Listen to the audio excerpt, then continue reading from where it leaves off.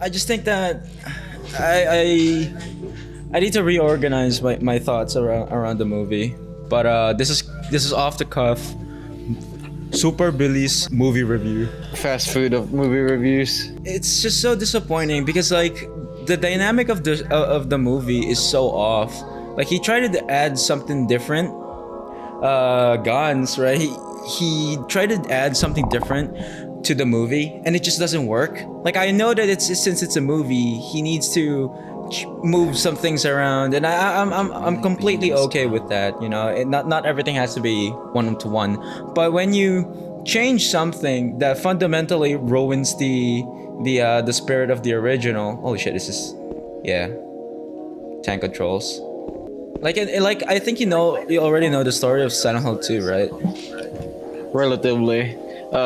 Man kill wife. Yeah, exactly. No. Yeah, he did. He did Wi-Fi hate. kill wife. Life sad. But I think I have a decent gist of it.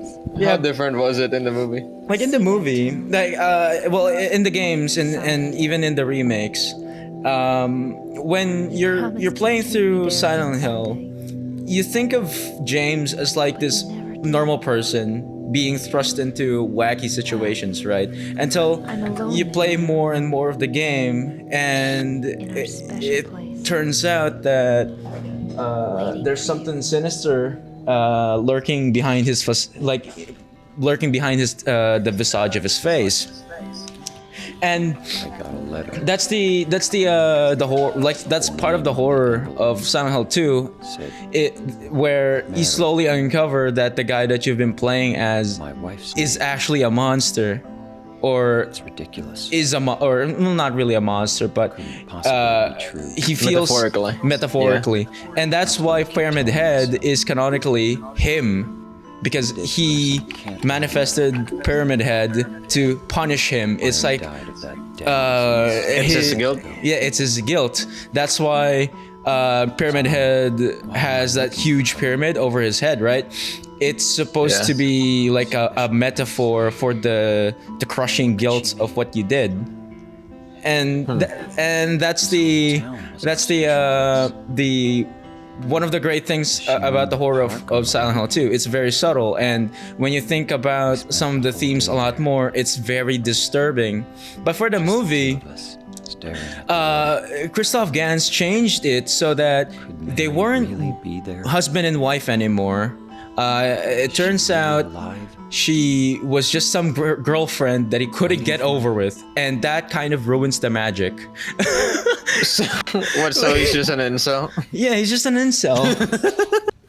It's so disappointing because in the what do you call that? The subtext of Silent Hill is that his wife got sick, developed like some blood disease, as it was expanded upon in the remake. His wife got a blood disease, and it slowly chipped away at her humanity, and like any bits of her was just gone, right? And that was the heartbreaking part of their marriage, is that what loving memory he had of his wife has now been completely replaced by this dying wife that verbally abuses him. And then that's where part of the guilt comes in, because he does end up killing her.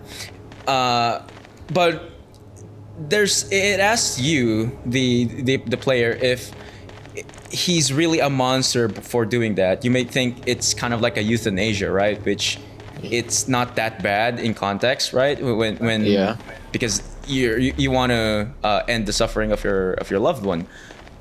But then you get these glimpses in the story where it might not be the reason. He's just masking it as euthanasia.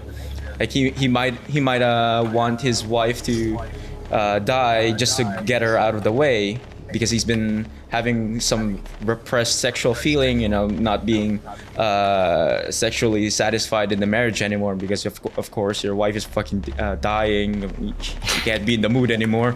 So Yeah, that sucks. Yeah. so like they changed that in the movie to they broke up because his wife is involved in some weird cult shenanigans for some reason. That's how she got the disease, because some cult gave her cancer juice. Cancer juice. I'm not. I wish I was making this up, but it's not. Cancer juice. How does that even work? Because, cancer is like when your cells live too long. Yeah. because his wife is the his girlfriend is the daughter of the cult leader in Silent Hill, and in order to perpetuate some ritual, she has to drink some cancer She's juice. like a priestess. Yeah. So when she does these rituals, it's actually poisoning her, and that's what triggered their breakup. So James leaves her in Silent Hill, and then it turns out, well, when he leaves her, she develops the disease, and then he comes back to Silent Hill, finds her gravely ill, and then that's when he killed her. Which if you think about the dynamic, doesn't really. It doesn't really work, because you also have to factor in the verbal abuse and the gradual deterioration of a marriage in the original, which when he translated that into the movie, it just doesn't work. And also, it's kind of none of his business anymore. Exactly, and the decision to not make them husband and wife is very odd. It just ruins the commitment part of the marriage. Like that's why he killed. That's why there's that conflict of killing her. There's a part of him that wants her out of the way because he's obligated by marriage, till death do us part. So he can't just get rid of her dad easily.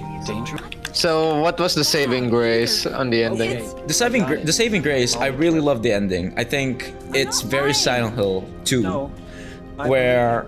Because Silent Hill 2 has a bunch of endings. I think there's 4 endings. Don't care.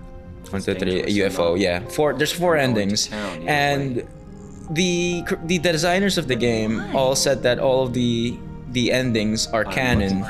So so people kind of theorize that James has been in a loop this entire time. Every time he finishes his journey, he wakes up right back at the beginning, kind of like a Sisyphean task, because this is his hell. Day. Yeah, because this is his hell. This is his personal hell, and that's the horror of Silent Hill. It's not just a place, but it's a breathing entity that refuses to let go of him, and it's kind of sad if you think about him achieving the best ending possible and then returning back to the beginning only to have his memory wiped and do all of that again and again.